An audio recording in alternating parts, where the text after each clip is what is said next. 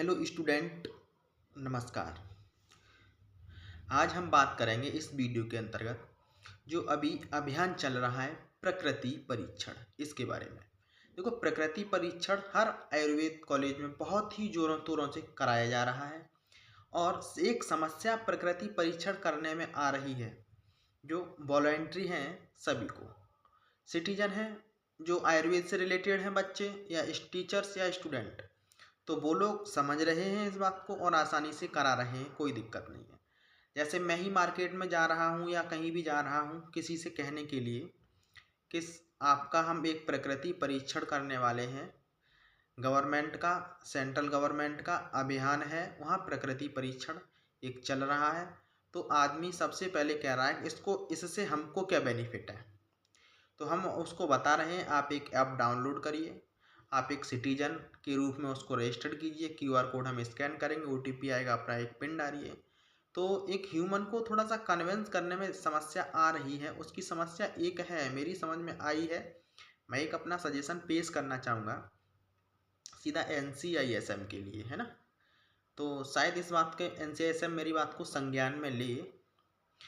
तो उसमें इसके लिए पहले एक NCISM को, सेंट्रल गवर्नमेंट को एक मुहिम चलानी थी कि इस तरीके से आयुर्वेद के डॉक्टर्स, स्टूडेंट्स आपके यहाँ घर पर, मार्केट में एक प्रकृति परीक्षण कराएंगे, जिससे हमारे NCISM, आयुष मंत्रालय, भारत सरकार को एक डाटा मिल सके कि इस प्रकृति के लोग बाग हमारे हिंदुस्तान में सबसे ज़्यादा पाए जाते हैं या एक पर्टिकुलर एरिया में पर्टिकुलर प्रकृति के लोग ज़्यादा पाए जा सकते हैं।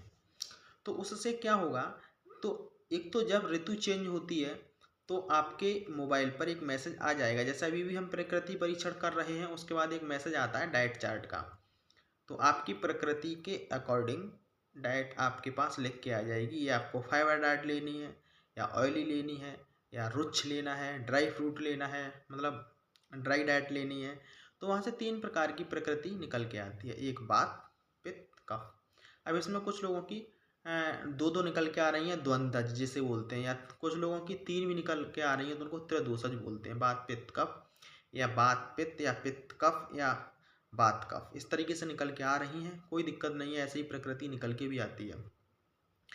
तो मैं एक ये बात कहूँगा NCISM से, सिर्फ ये मुहिम चलाने से पहले एक सेंट्रल गवर्नमेंट को एक प्रचार करना था इसका न्यूज चैनल पर, जहाँ महिलाएं सीरियल देखती हैं, उस चैनल पर, सोशल मीडिया पर, यूट्यूब पर प्रचार करवाना था कि इस तरीके से आयुष डॉक्टर या BAMS डॉक्टर, आयुर्वेद के डॉक्टर, स्टूडेंट आपके यहाँ आएंगे इस तरीके से और आप कराएंगे, आपको कोई टेंशन की ज़रूरत नहीं है, ऐसे कराएंगे। एक प्रकृति परीक्षण नाम का ऐप डाउनलोड करेंगे, इतने दिन से इतने दिन तक चलेगा, 25 नवंबर से 25 दिसंबर के बीच चलेगा।